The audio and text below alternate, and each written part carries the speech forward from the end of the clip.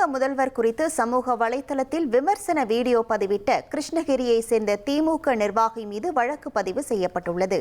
போடம்பட்டி கிராமத்தை சேர்ந்த திமுக ஜென்சி ஒருங்கிணைப்பு குழு உறுப்பினர் அன்பானந்தம் மீது 5 பிரிவுகளின் கீழ் வழக்கு பதியப்பட்டுள்ளது.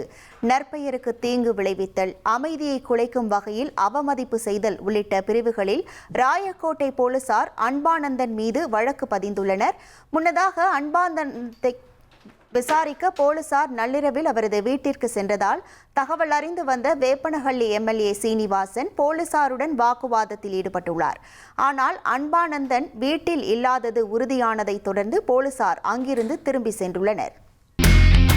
இனி செல்லும் இடமெல்லாம் செய்தி.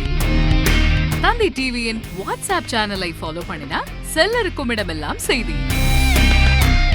இதோ QR கோட் இப்பவே ஸ்கேன் பண்ணுங்க, ஃபாலோ பண்ணுங்க.